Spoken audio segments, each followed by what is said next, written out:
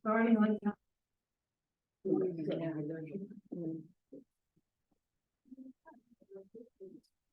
If you haven't had a chance to sign in, you can certainly sign in on your way out of the door.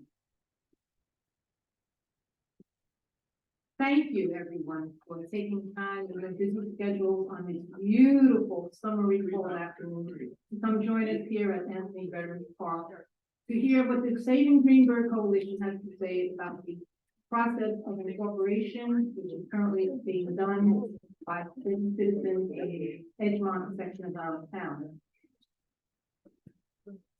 I'd like to start out by making sure everyone understands exactly who Greenburgh is, so that you can understand exactly what we mean by Edgemont Incorporated. Greenburgh extends from the Yonkers border up to Tarrytown, and from the river, Hudson River, all the way over to White Plains.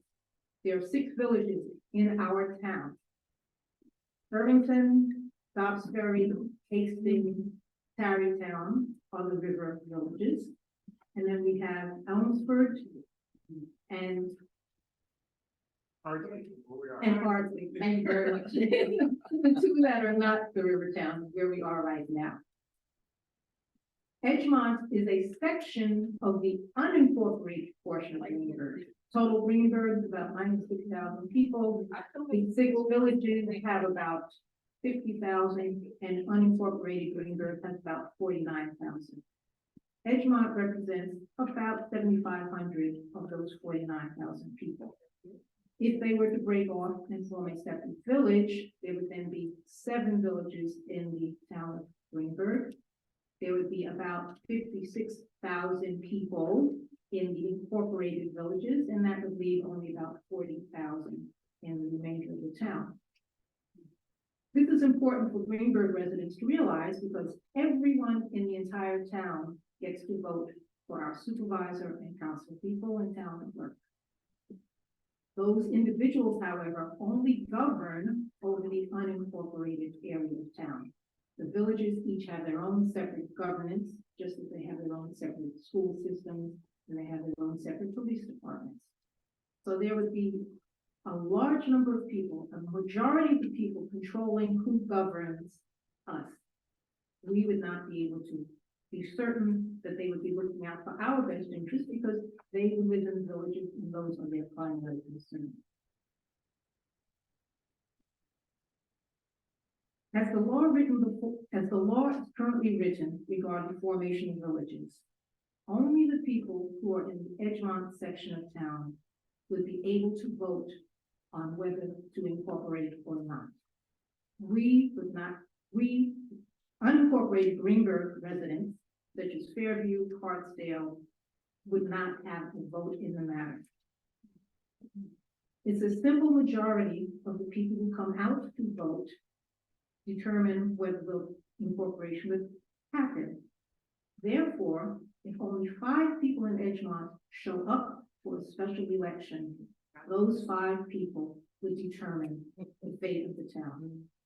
If only 3 of those 5 said yes, that would be the simple majority and the law would go through. Our coalition believes that this is undemocratic, that 3 people in Edgemont could determine the fate of the entire unincorporated community. So we want you to know what's going to happen if Edgemont forms a new village. We want you to spread the word among your neighbors about your concern about this. Edgemont is about 14% of the population, but they contribute about 24% of the tax dollars and revenue dollars. So we're talking about approximately $18 million that would come out of the Greenburgh budget. There's no way in the world that that budget gap could be closed unless we raise taxes, lay off employees, and cut services. Police, sanitation, public works, parks, and recreation. Did I miss one? No, I said 5. You said 7. Okay. Yeah, fire is separate. The school system is separate. But the major things: police, sanitation, parks, and recreation. This facility where we are currently sitting If not completely closed, certainly you have curtailment of hours. The pool that we use in the summer probably have curtailment of hours. The Theodore Young Community Center, curtailment of hours. Sanitation, if they were to take a 20 to 25% cut in their budget, likely that they would cut back on the number of pickups that we have. Police would need to be cut back. Someone might say, well, with Edgemont contracts, you wouldn't need to cut. Well, dealing with contracts is a special situation. So we would definitely need to cut police services also, which would affect response time when we are calling for services. EMS, yes. In Greenburgh, EMS is covered by our police department. They are a part of it, and that would probably also be cut. Is that 911 also? If we call 911, the call gets routed to our local police department at Greenburgh, and they are the ones that answer. So, how does the incorporation process work that we're talking about? First, individuals in the area of town that wants to incorporate has to get signatures on a petition. The petition has to have, I believe it's 20% of registered voters, eligible voters, not necessarily registered voters. Okay? Once that petition process is complete, they submit it to the town supervisor. Within 30 days, the town supervisor has to have a public hearing where objections to the incorporation petition can be raised. The hearing has to be concluded within 10 days. The supervisor would then determine if the petition is sufficient, and he has 10 days from the closing of the hearing to make that determination. At that point, if the supervisor says it's not sufficient, an appeal can be filed by the petitioners, and then the issue would get tied up in the courts. We have no idea how long the process would get tied up in the courts. We all know that that could be a very long time. If the petition is sufficient, then a vote has to be held within 15 to 25 days. So it's possible once a petition is filed that the entire process could be completed in 60 days. But if the courts get involved, it could drag on for a very long time. I'm sure some of you are aware that this is not the first time that Edgemont has tried to incorporate. This is one of many efforts that they have made over the past 50 years. This current effort has been going on for the past 6 years, and there have been 2 prior filings, both of which were found to be insufficient by the town supervisor.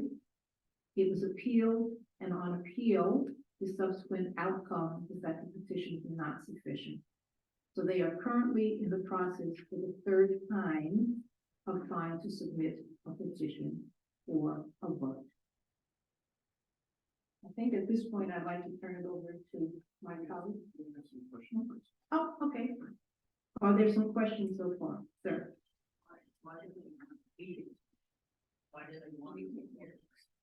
The question is, why does Edgemont want to incorporate? Why do they want to leave? According to what the Edgemont Incorporation Commission has been stating publicly, the reason they want to leave is because they want to control zoning.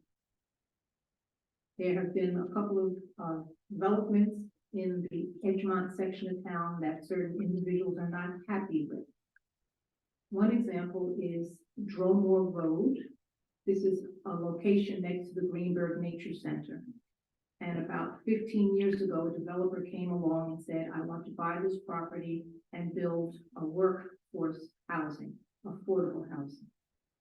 The Edgemont community was opposed to that. The town board did not approve that development. The developer sued the town for discrimination. The town lost the lawsuit, and individuals in Edgemont are unhappy that they are now paying for that lawsuit that the town lost. But they didn't want it, right? They did not want the development to occur. And now they're unhappy that it's not occurring? They are unhappy that the town has to pay for the lawsuit that we lost. And it was not approved because Edgemont did not want it done, which is what got us wanted initially. So they were opposed to having affordable housing in their area, and they're upset that the entire town now has to pay for that loss. A second zoning issue was, is it the Shelby Assisted Living Facility? Shelbourne Assisted Living Facility, right down the street here. They did not want that built. The town did not approve it initially. And if I misspeak, please correct me, okay? The chairperson of the town planning board is here with us today, making sure that the information we give you is correct as far as zoning and planning. And I'd also like to recognize our Assemblywoman Mary Jane Shinsky, who is joining us today. Thank you so much for coming, both of you. So could you clarify, please?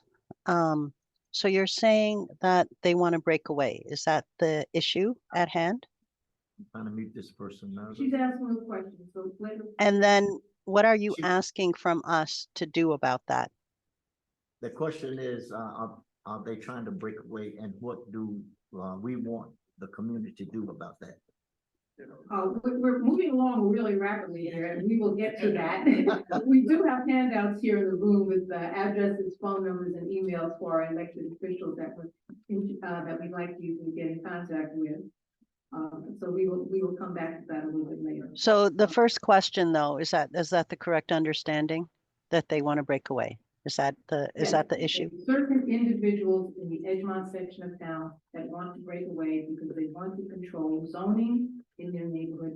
And the second thing they're saying is they don't want to be responsible for the fiscal catastrophes that are being created by the lawsuits that have been generated because of zoning issues in the town. And did you say they have 7,500 people? And I'm not sure I understood your example of maybe 3 people could show up and decide for the whole community. Okay. That doesn't, I will, let me repeat that, Steve. The person who's on Zoom is saying that she didn't quite understand the numbers. There are about 7,500 residents in the Edgemont section of town. If there is an incorporation referendum, a simple majority of the people who show up to vote will determine the result. It is not a majority of the people living in Edgemont. It is simply a majority of the people who show up to vote. okay, There's no but that's, requirement for the minimum number of people to show up for the special vote. so you're asking us to show up because that's a democracy, right? I mean, that's how the system was set up. That the majority rules, so to speak. And the Okay. people that show up Right. are the Now ones that, I'm going to move on to one of the other questions here in the room. Thank you. Sir? So the expenses for the failed lawsuit, do the village residents also have to contribute to that? The Paying village it off. resident?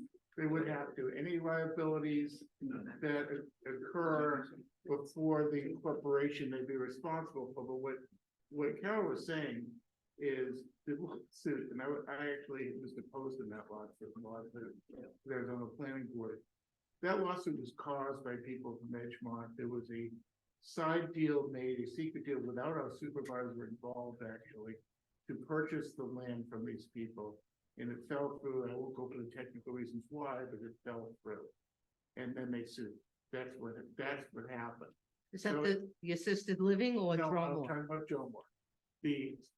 And what happened, they lost, but the whole reason for the lawsuit had to do with Edgemont people, including members, directors of the Edgemont Community Council, pushing to stop that from happening. So they caused it. They were sued. They backed out. They settled.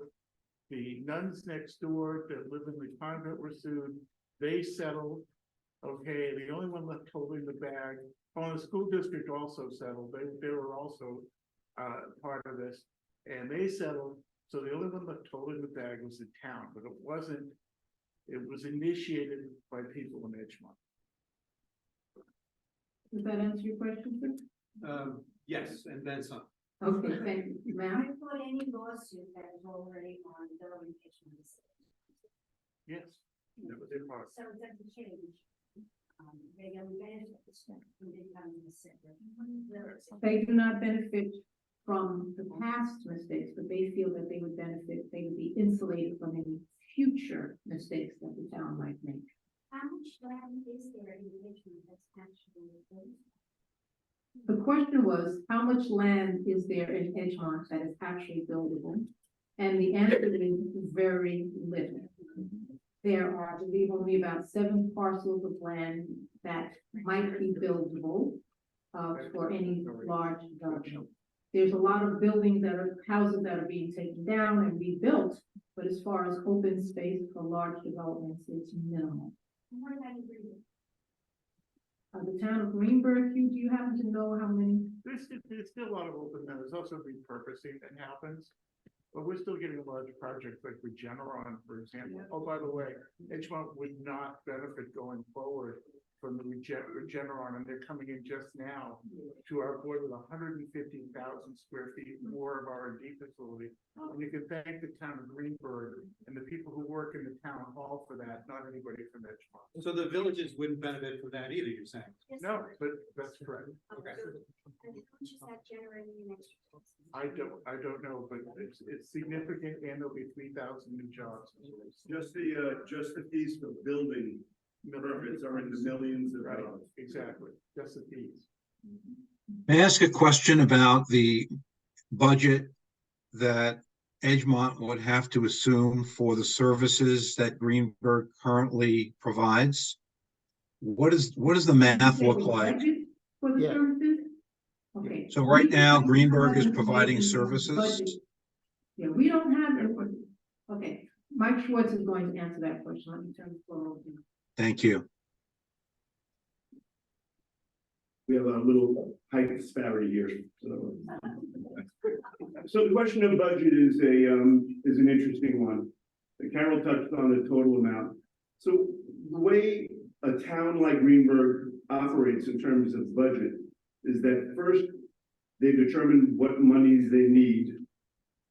And then they determine a rate of taxation for your property taxes to meet that expenditure need. So in this year, the Edgemont section of the unincorporated town of Greenburgh, based on the total assessed value of all of its property, pays about $14,300,000 worth of property tax, which is around 24% of the total of the town.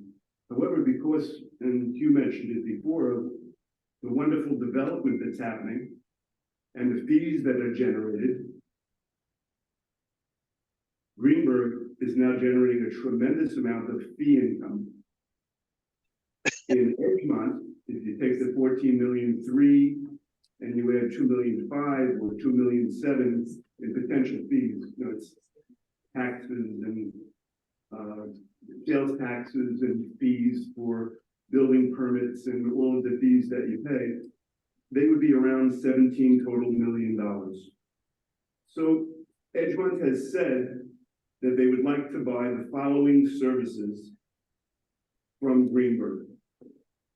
And let me preface that by explaining that even though they want to buy these services, the Edgemont Incorporation Committee really represents nobody. They have no standing. They're not allowed to let or negotiate a contract. And the truth is, for people like me and any of you who live in Edgemont, if there was an election, if there was a referendum vote on January 1, we would all have to come in and vote yes or no on whether or not Edgemont would become a village. However, if we voted yes, then a process would occur which voted for a town board, village board, a new village board for Edgemont. And then they would go out and hire a village manager, and then they would begin to negotiate contracts. So I would have to go and vote on January 1, assuming that was a referendum date, and not know where my services were coming. Right. From my services were coming. Mrs. McConnell, my 7th grade English teacher, would be upset with me. From where my services are coming, the extent of the services, the level of services, and their costs. That's the way the current law lays out. So they would like to buy police, they say, again, but not substantiated, not a promise. They would like to buy DPW for the most part. And everything else, in reality, would remain unfunded. So the parks, the building department, the community center, the library, if they didn't buy the library, it probably would not be prudent for them to buy the library. All would be services that would then have to be paid for 100% by the remaining people in the town. The problem that you have is that the police themselves are nearly half the budget of the town. And services are expensive because we have the best police and EMS anywhere. In the event that Edgemont decided they wanted to go to the county and buy police services from the county, which would be far cheaper, Greenburgh could be bankrupt. That's how expensive it could be. So on a budgetary basis, that's what we worry about. If they bought all the services, maybe it would be $5 or $7 or $8 or $9 million or $10 million, which would still mean increased taxes, diminution of services, layoffs of so many of our employees, many who live in the town and are our neighbors. However, if it got worse than that, which it could and probably will over years, it would be even worse. Any other questions? Financial first? Sir? You're saying that if Edgemont secedes and wants to buy police services, we have to pay for that? So if Edgemont wants to buy services, again, the law does not relate, doesn't define how much they pay for those services. So it would be a negotiation. So on some level, you could expect that they would pay their share of the cost of police if they're going to buy police. But is that their share at 24% of their assessed value? Is that their share at 19% of the total budget? Is that their share of 15 or 16% of the population? Nothing is defined. The law doesn't tell you that. So during the negotiation, if anybody gets upset, on the negotiating table, and they decide to walk away and they go someplace else, it becomes an enormous problem. Sir? Question in the chat. The boundaries of the proposed village would be the only eligible voters. Those who live in the unincorporated Greenburgh outside the proposed village, Hartsdale, Fairview, and other areas would not be eligible to vote. That's the question in the chat. So let me repeat that again. I believe Carol mentioned it. So the current law says that those people in the territory to be incorporated are the only ones to vote. But it's worse. Because the petition that's required again under the same antiquated law requires, let's say in the new laws, hopefully will reach the governor at some point, 20%. However, it's 20% of the people in Edgemont, not 20% of the people in the town of Greenburgh. If they made it 20% of the 48,000 people in the unincorporated town of Greenburgh, they would need 10,000 votes. They couldn't possibly get it. So the inequity begins there. And then not having a vote, the people most affected, makes it even more inequitable. We who live in Edgemont understand that that the people in Edgemont, unless it's a very serious issue, tend to be absent at the vote. I remember we had a $60 million bond issue for the schools, which was pretty extraordinary, and a $60 million school budget, annual school budget that had to be approved on the same date. Of the 4,500 approximate people who are voters in Edgemont, $60 million capital, $60 million in operation. How many people do you think showed up to vote? 505. So if the same thing happens with an Edgemont referendum, 250 people or 251 people would make a decision that would affect nearly 100,000 people in the full town of Edgemont. Right. Yes, ma'am. You must talk to people. What do you get from your neighbors? Are they for this, or they don't really know what's going on? Are they informed? I think, listen, Edgemont is like Greenburgh, and Hartsdale and Fairview, made up of people who are politically active and generally left and Democrat. You know, we're a blue state and a very blue county.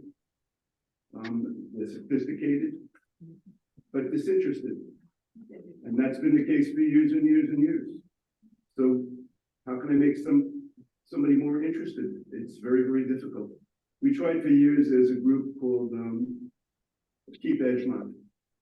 And we had a beautiful website, and for years and years we pursued and pursued and pursued, and could only get a smattering of people, nobody under the age of 10 years younger than me. So that's the fear. The fear is that the Edgemont Corporation Committee wins based on disinterest. They win based on the ability of only the people living in Edgemont getting to vote, because it won't be a big turnout.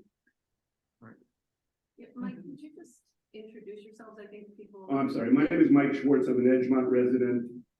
I've been involved in this for 7 or 8 years. I got into it because I felt all in all, in terms of social issues, even before we got into the budget parts, it was wrong. Anytime you take a diverse community, being a South Bronx boy myself, we moved here because we wanted to be in a diverse community. We liked that Greenburgh was diverse. And knowing that a process that occurs for incorporation will make both the new village and the existing town less diverse is not as anathematic to me. Another question in the chat is what happens if Greenburgh tells them no with shared services such as water and other shared services? Can you repeat that, Bishop, please? The question in the chat is what happens if Greenburgh tells Edgemont no with shared services such as water and other shared services that Greenburgh provide? So water is separate and is not an issue. It's the things that exist in what they call the B budget, which is the unincorporated Greenburgh budget. I don't think that Greenburgh can turn down Edgemont in purchasing those services. Otherwise, I don't think they can survive. If they were to take that entire $18 million, that's a quarter of the budget. The $17 million, that's nearly a quarter of the budget. They couldn't survive. The problem that we have is this. With that amount of leverage,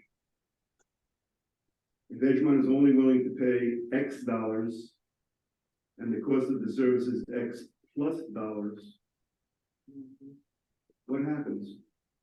If you live in Fairview or Hartsdale, you want to subsidize Edgemont? No. So these are big issues. Any other questions? What is the timing of this? The village of Hartsdale could try to woo Edgemont to take services from them. I think they're be very happy to have Edgemont buy the services. I think that's 100% true. The example is that if you look down around the corner, Ardsley's building an enormous garage to service all their vehicles. They have a wonderful police department. They're about the same size as Edgemont. They have a beautiful building. They certainly could buy equipment and make a better police force for both the people in Ardsley, in the village of Ardsley, and Edgemont if they were to get together. I don't know how the prices would line up in terms of purchasing service from Edgemont. So it's one of the things that everybody has to understand is that no matter what happens, you're a municipality. You're dictated by a union contract. You have enormous amounts of benefits the post-employment benefits, which are the accrued value, and again, it's done by an actuary, of liability that the town has for all of its retired employees and everybody currently working. If somebody's working a year, then they have some amount of medical insurance liability, because you get medical insurance for free, you know, like my wife did, because she was a New York City school teacher for 50 years, if you work in a municipality. So right now, that number is around $250 million in services, and a couple $1 million a year. If Edgemont leaves, do they pay any of that? The law doesn't say. Young lady. I did what you said, Carol, and I thank you for your poster, because in the political climate that we're in, we find ourselves, I fact checked. And I did reach out to Senator Andrea Stewart Cousins, and they did get back to me. So now I'm confused, because I noticed on the little poster sent out that it said that she exempted Edgemont, which concerned me. They did respond to me, and I hate to quote them but I will share and it was a wonderful conversation. And what they are telling me, there were 2 bills in the legislature that have passed, including hers. It is on the governor's desk. It is out of the hands of the legislature. If the governor signs that, or when she signs it, there will be changes. The only reason that Edgemont is exempt right now is because it already started the process, Carol, as you said. The petitions are in, so they're grandfathered. Okay, all right, well, all right. Then the other thing that she said is that there is, no matter what right now, there has to be a financial impact study done. Even the current petition that is there, it has to be released publicly to the village Edgemont and Greenburgh. So Greenburgh will find out actual numbers as to what the impact is going to be. And also they said Edgemont will do the same. So, Go ahead. I apologize, finish, please. Like I said, I'm new to the process, but I reach out to everybody. I'm here listening here, and I wanted to hear somebody that actually put a bill through. Yep. She said also right now, because the bills are not signed and because Edgemont is no longer is petitioning the old law, that ethic board that they are going to establish from now on to oversee these attempts to succeed, which will be made up of a variety of people in different fields. That board will not be established now. So the process, according to if I understood them, the process will be that petition ends up on Paul Finer's desk again. And Well, he yeah. is the one that says yay or nay. Well, right- that's almost correct. I think that everybody needs to read the 2 bills. All you have to do is read the last paragraph of the 2 bills. They're both available online. S-7537 and S-7538. I read the bills. We had some very smart attorneys read the bills, and it's clearer to us about what the limitations are, and we're not in consonance with Senator Cousins' explanation. The first thing is that anybody who has a petition before January 1, 2024, basically, is not subject to the new law, which is counterintuitive. So you have 7,500 or 8,000 people in Edgemont. So 19 million people in the state of New York need to have a bill to protect them, but 7,800 people in Edgemont get away with not having it. Counterintuitive. Except but it goes to Paul Finer's desk. So that's what it is now. The current process is it goes to Paul Finer, and he says yes or no, only to the validity of the petition. He rules on what's called the sufficiency of the petition, that it meets certain criteria. The 2 last petitions, it did not. And in both terms in the appeals court, the appellate division, the town of Greenburgh won. My guess is there'll probably be a lawsuit again when the new series comes out. My understanding is, I'm sorry, prognostication, just what I'm thinking. Not that it's true, just what I'm thinking. My sense is that Senator Cousins is working directly with the people from the Edgemont Corporation Committee, and she said clearly that she doesn't think that. But that's your opinion. Well, I'm giving you my opinion. Yeah, I know. Let me finish my opinion, and then I'll tell you that she's working with the Edgemont Corporation Committee, and that they will submit their petition a few days before Governor Hochul signs anything, if she ever does. Because if they sign it before, they're not subject to it. That's my reading of the bill. If Edgemont signs their petition and submits it to Paul Finer, because now they're just remaining in the old system, before the two bills are signed, then they're not subject to it. That's a reality. But my sense is they're waiting, and that's what's occurred, and I believe that's what's going to occur. Next. Well, I just want to, I like to make things exceedingly simple. Under the current law, a petition gets submitted to the town supervisor. The town supervisor decides whether it is sufficient or not. A bill was written by Senator Stuart Cousins, S. 7537, which would start a new process effective January 1st of 2024. So a petition gets filed now before December 31st, it's under the old rules. The new rules under the new law that has not yet been signed by the governor, it's been passed by both the Senate and the Assembly, but it has not been sent and signed by the governor. This new law would create a village incorporation commission. This would be a statewide commission appointed by the Attorney General, the State Comptroller, and I forget who the third person is, but it would be a panel that would decide any incorporation petition from anywhere throughout the state. However, Section 10 of that law stated that any petition that was started prior to January 1 would not be covered under the new law. It would remain under the old law. It did not say any petition filed. It said any petition started. So if today I pull out a piece of paper, I pass it around to all the Hartsdale residents in the room, I say, please sign this petition. That petition is started. It's not filed, but it's started. If the process is determined it needs to be changed, why are we exempting a petition that was started but not yet filed? Doesn't make a whole lot of sense. Yeah, I just want to clarify something. I don't know what Senator Cousins told you, or maybe you misunderstood it.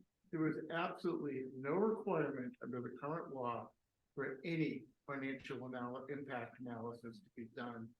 In fact, they've been going around, Edgemont has been going around trying to get this signed with a budget that was developed 5 years ago. That was the last time they actually did a budget. So the current law does not require that.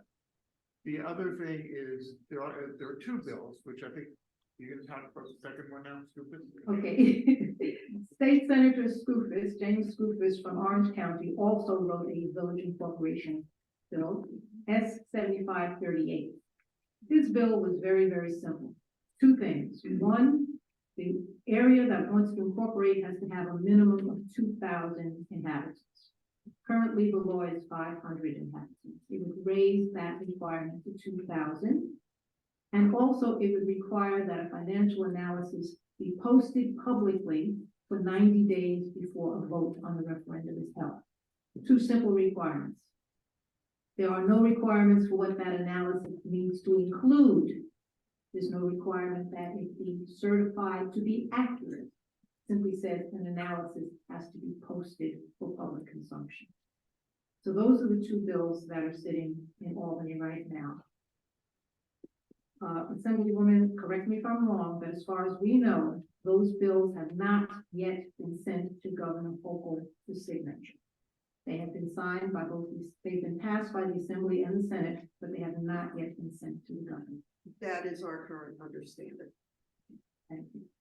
So what we are asking everyone to do right now is let the governor know how you feel about these bills that need to go to her to be enacted into law.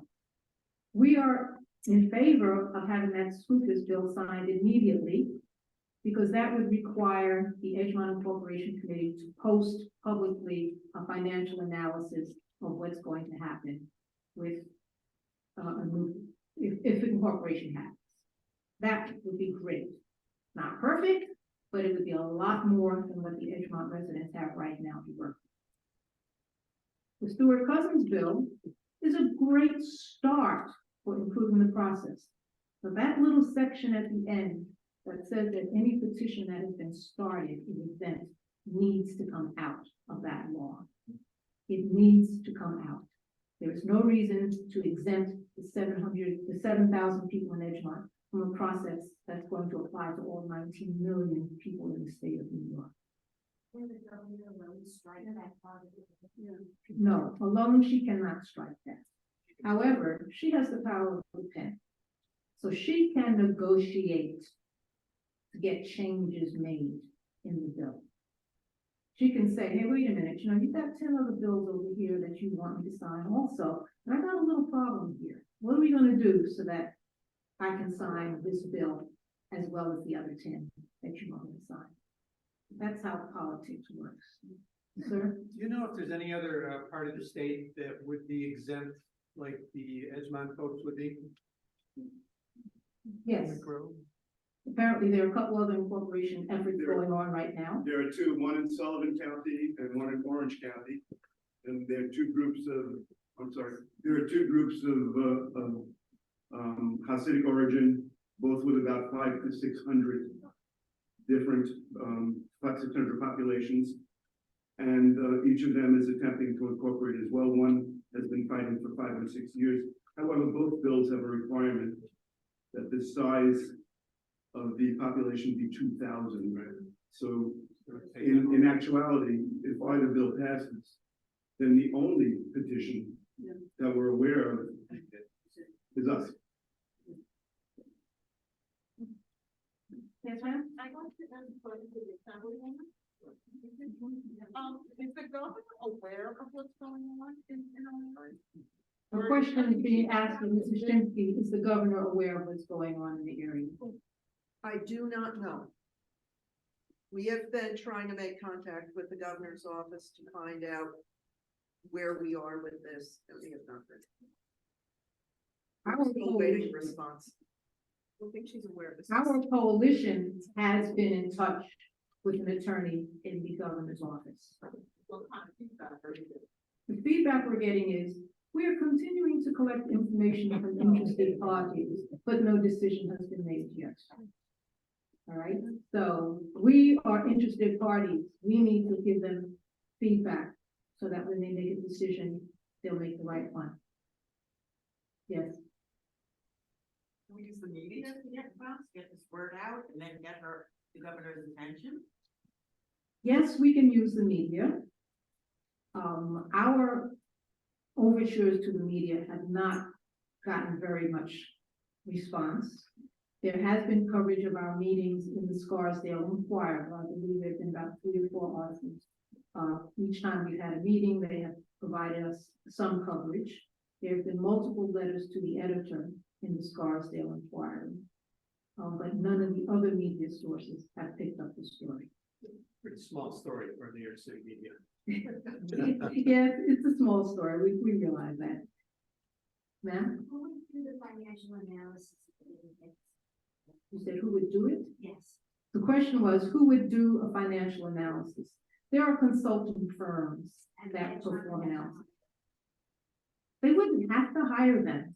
They could write any bogus analysis that they want. They could, grab a lawyer and an accountant and a kindergarten teacher and say, sit down and put some numbers on a piece of paper. And that could be the financial analysis. There are no requirements for what the analysis have, how it has to be done and what information has to be included. I'm reading one section of the law. And it looks like the boundaries that we knew about in the past are still the boundaries, fire, school, and other requirements. It says it in the new law. It doesn't change that. Is Edgemont, you're shaking your head, so I'm wrong. But it is in the new law, continues what was in the old law.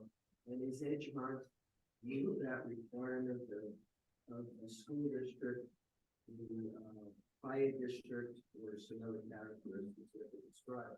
Does it meet any of those requirements? The petitions were found insufficient in the past, and one of the reasons why was because of uncertainty of the boundaries. A survey has since been conducted to clearly define the boundaries of the area that is wishing to incorporate. So that should not be an issue. Yeah, but those boundaries have been more clearly defined. Was there another question?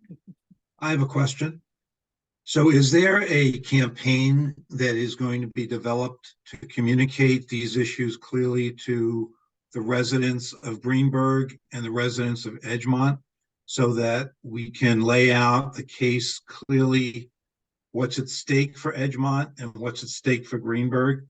So for example, it's going to cost the residents of Edgemont X amount of dollars if they are successful, because they're going to be paying an allocated increase in services on one hand, and on the other hand, the stakes are very high for the residents of Greenburgh. How do we get this information out? And is there some campaign that we can mount to do that? Coalition has been holding public meetings since April.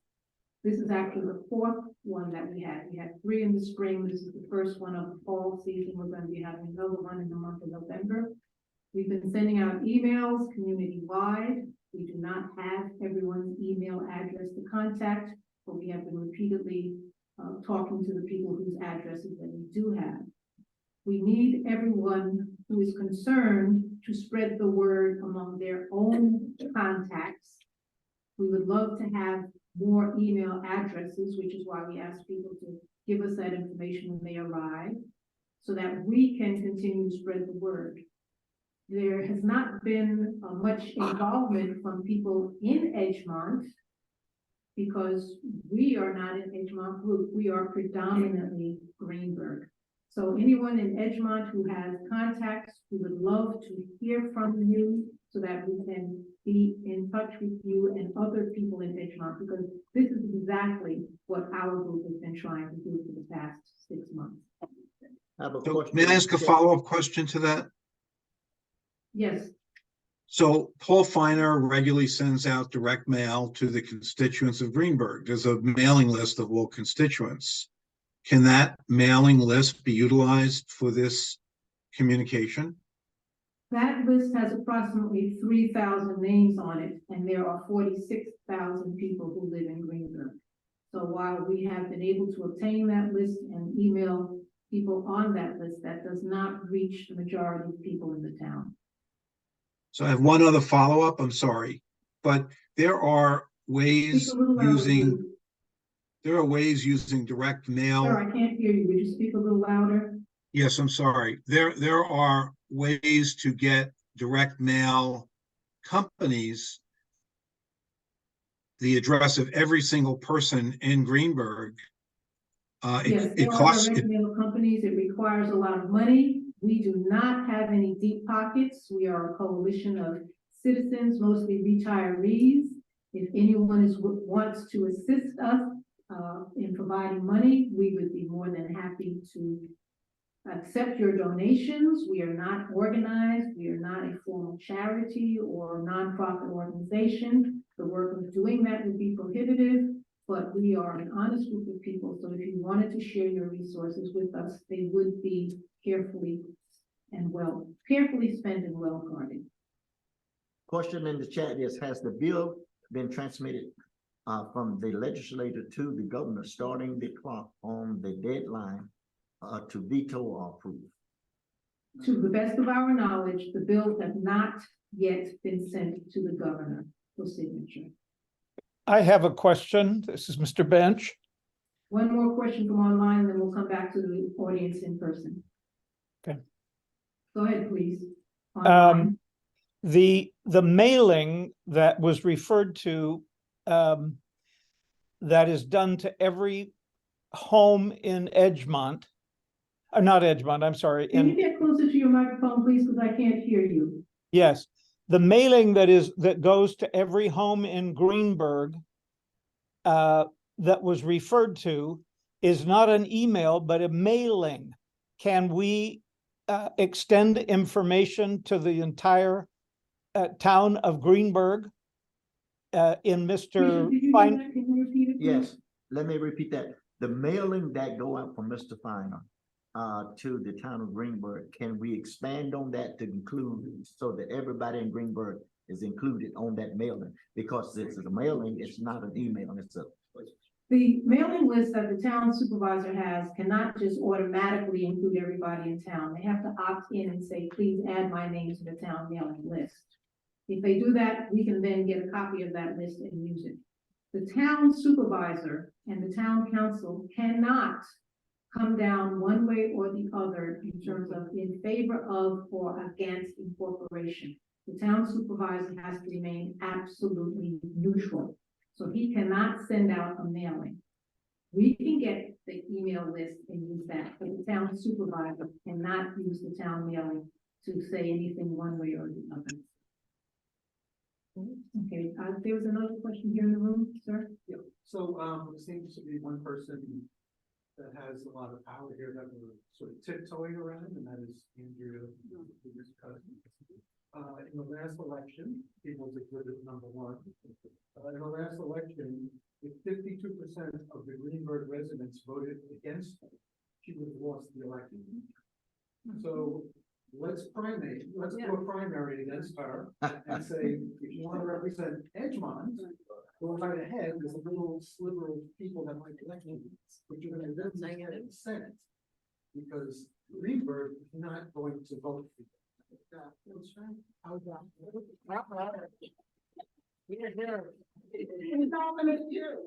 So in case anyone online was unable to hear that, the gentleman in the audience said we need to tell Senator Stewart Cousins that we're not going to vote for her in the next election if she does not do something to help us. I'm just repeating that. In the private, yes, ma'am? That's the practical suggestion that's come out of this meeting, and I would like to ask Assemblyman Shinsky, do you support the efforts of this group? And if so, aren't you the one that should be pushing this up through whatever the channels are in the legislature to get it move on it? I mean, you now represent this community, you don't represent Edgemont anymore, as you did in the past and supported them. I'm just curious to know where you stand. And I listened to you guys before, and it was very clear from all these speakers where they stood. There were two politicians there, Assembly and Senate, and I came away not knowing where they stood. I worked very hard with my colleague. First of all, do you support this effort, Mary Jane? I do. We need we need to improve the process. We also need to make sure that Greenburgh does what it can to make sure their voice is heard in the process. And we also need to make sure that if the worst happens, we position ourselves to be in the best bargaining position. Now, in terms of what happened in the legislature this year, I think many of you in the room know that there have been many years There have been attempts to reform the corporation law. They have gone absolutely nowhere. We had two bills coming from the Senate. The plain vanilla one, which set the population limit, set the requirement for the fiscal analysis, and also required that the petition be done on the basis of actual living people as opposed to percentage of assessed property value. That's how old this incorporation was, by the way. The fact that it has anything like that tells you how antiquated it is. I sit next in the chambers. I sit next to Fred Hill, who is the chair of the local governments committee, who is one of the leading people dealing with this in the state assembly. He and I worked together to get the bills through before the end of session. We had some serious opposition in the chamber, but we managed to get past it. Because what has happened on the basis of the last three districting is Edgemont is now represented by a different member of the assembly than the rest of Greenburgh is. Okay, thank you. We are coming up on the 3 o'clock, and I do like to end on time. I do want to recognize our county legislator, Jewel Williams Johnson, who has joined us. Please wave. You might have seen some signs around town with her name on them, so you might want to remember that when early voting starts next week. Can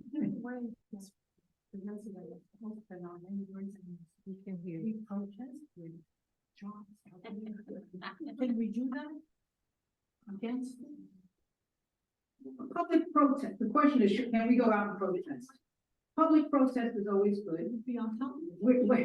I don't know. Well, the governor doesn't have an office here for us to protest in front of. So do we want to go to Albany? How are we going to get there? Who's going to organize it?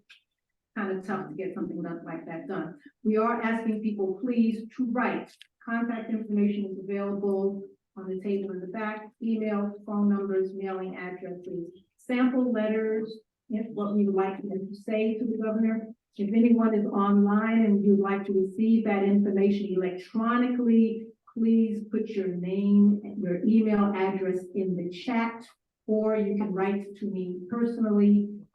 My address, all one word, lowercase, Carol, C-A-R-O-L, B as in boy, Allen, A-L-L-E-N, M-D, medical doctor, @yahoo.com. We also have an email address, one word, Saving Greenburgh Coalition @gmail.com. So you can get in touch with us any one of those three ways. We'd be happy to send you contact information or anything else that you'd like. One more question in chat. Hold on to that one, please. I'd like to lady in the back. I'd just like to ask our Assemblywoman if she could, if she's aware and if she could fill us in, if there, the reason that, Senator Stewart Cousins included that provision about, basically disincluding us, if there is some legal or other reason or political reason, if she's aware. Well, I was a lawyer once, have not practiced for a long time, but it is very hard in the law to have something that stands up that applies to acts that have already occurred. And that is where that came from. Now, in terms of the specific wording, is it after a petition has started or a petition has been filed? That's probably a legal can of worms. I do not know the answer to that. Okay. Bishop, you have one online? Yes, one more question online. Can we ask the water department to ask people to, if they want to opt in or not for this particular separation? You said ask the who department? The water department. Water department? I guess it's referred to shared services. Can we put, can the water department send out information? I doubt that they would be able to do that. Yeah, They're and the order to thank you. Yeah, I wanted to comment on this, shell game. I'm sorry, if that's what it is. Yeah. Stuart Cousins, okay? Right. Under the law, and it was said very well by Carol earlier. It says anybody who has signatures started a petition before January 1st.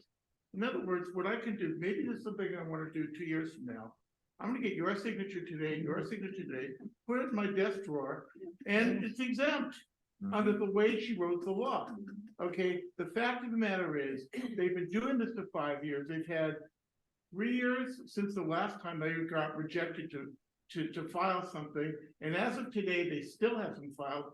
In fact, one of the leaders' daughter signed it and was on Facebook the other day, just signed the petition the other day.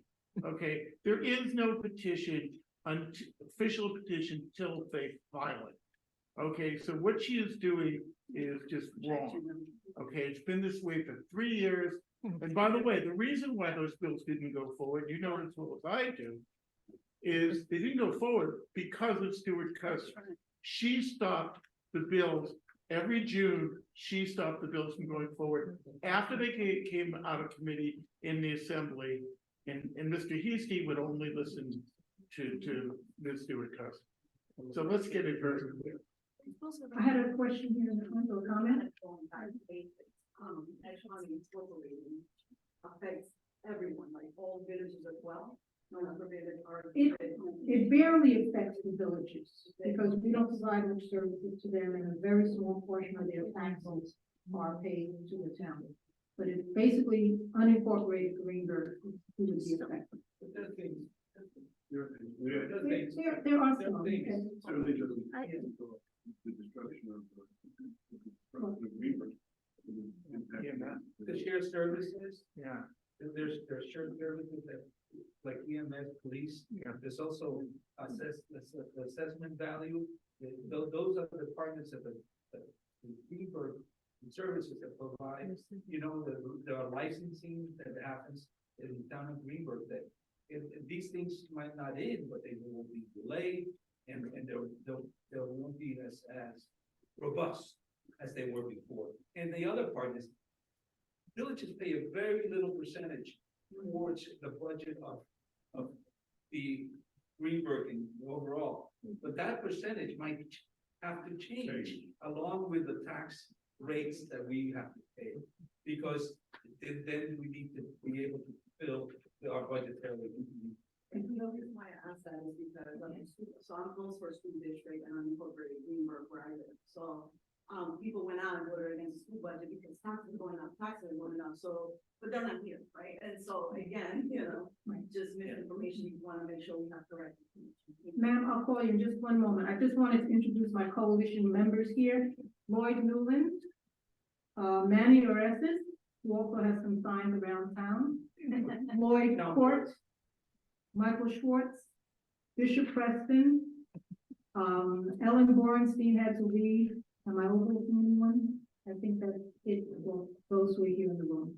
Yes, ma'am. I'm just curious if it affects all of Greenburgh, why we can't vote and be part of the vote. Why is it just Edgemont when it has such a big impact on why Because not? that's the law. The law was originally written in 1870. So It people- was revised a couple of times, most recently in the 1970s. It is. The law was originally written when the purpose was small communities, rural communities wanted to band together to get services.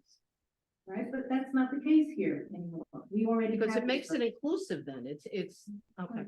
So that's why we're fighting this, because we feel So that that it's whole not fair. nonsense about being diverse is really not the case. If they can just vote themselves. Greenburgh is diverse, but not Edgemont Edgemont. is So, not as diverse as the Right. remainder of the town. I don't That mean is to, correct. okay. Okay, one last question.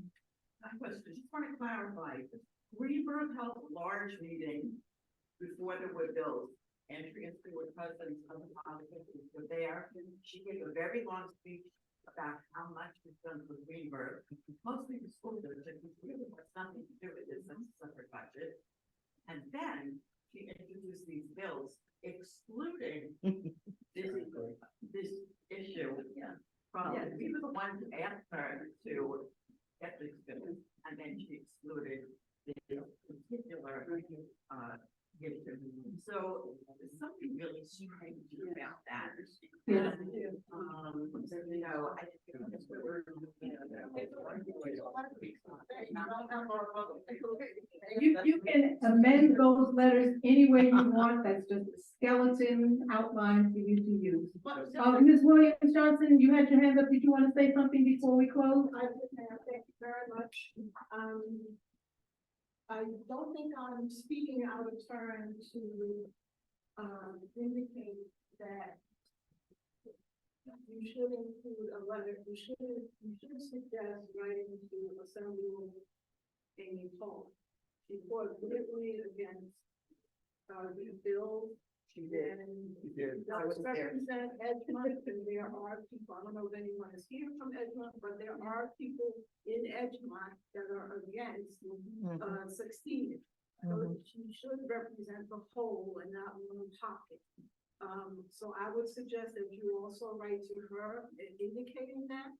And I would also, the point that, the young lady made about all of the town of Greenburgh being afforded the right to vote on it. I know it's law, but if you indicate you're against that, I don't think that hurts. Yet you want that much, that we want that much. All right, I just want to repeat it, I just want to repeat that to make sure those online heard it. Assemblywoman Amy Paulin, at this point, needs to hear from Edgemont residents who are not in favor of incorporation. So when you start sending out letters, emails, making phone calls, include her, because she fought vehemently against the bill. Have you used Nextdoor at all to communicate? Yes. Okay, because I've been walking around passing out flyers. Most people, a lot of them don't know about it. That's right. And there's gotta be some way that we can get it to them. I mean, well, I'm gonna come home and copies and put them in all my neighbors' mailbox. That would be wonderful. Thank you. We need, this is a grassroots effort. We need everybody to help. They don't. They lie. Have we considered reaching out to organize the, they're force, they're also stores. Yes, we have reached out to organize. So I would think that the police, the fire, the teachers, you got the Westchester Central Labor Body to pay attention, take a position on it. They then could make a recommendation to the state feds who have that vote. We have involved all of those people. The fire district specifically said they're not going to get involved. But of course, individual members and the union certainly can. The police are aware, the Greenburgh Federation of Teachers is aware, and CSEA. Skip all and go to the Central Labor Body, pay the umbrella organization, right? If you can give me that contact information, we will do it. Thank you. Let me make this statement. Let's not assume that everybody knows this, because everybody doesn't know it. And the young lady is correct. I was at the town board meeting last night, and it was a prior member of my church who just bought a house in Fairview, just got concerned a couple of days ago. So what I'm asking everybody to do is act like everybody don't know. Get the information to them as quick as possible, and put urgency on it, because in my assessment of who knows, and I'm a pastor and I'm all over the place, most people don't know the real impact of this. Also, the fact remains, I had several calls from Edgemont, and when I was running for town board, I had Edgemont people say, please stop this. So there are a lot of Edgemont residents that don't want to do this. So let's get the word out as much as possible. Copy the letters, put them in mailboxes, mail them if you can, and help us out, because we're a small group with no money trying to do something that's going to benefit the entire unincorporated area of Greenburgh. All right, thank you. I want to thank everyone who joined us this afternoon, both in person and those of you who joined us online. If I can read your email address, we will send you a follow-up note. We will have a link to the recording that you can share with your friends. You'll have my address so that you can ask for any additional information that you'd like. This gentleman has been patiently waiting. Oh, I'm sorry, sir. Well, I just wanted to be clear on something. Is it true that regardless of whether, S 75, both 37 and 38 are passed, not signed into law, that there's no effect on the current activity on this particular petition. That is, No, it's totally. Yeah. No, the second one, the first one doesn't. Scoopus's bill, the second one doesn't affect that they have to do a financial analysis and post it 90 days before the election. But that would be the only impact. Assuming that governor signs it before they file the petition. That's fine. all right. We'll be happy to answer any more questions. If you have to leave, thank you for coming. Enjoy the rest of this beautiful afternoon. We look forward to hearing more from you. Good seeing you, Bishop. Good seeing you again. You come down in front of the board soon on Maple Street, right? Oh, On the new, yes.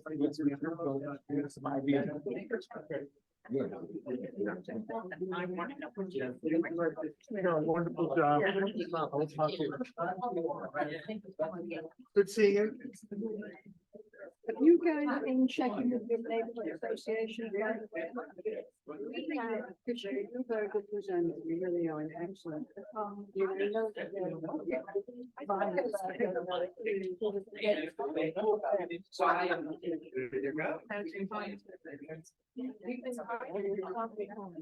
but I don't know if you can play.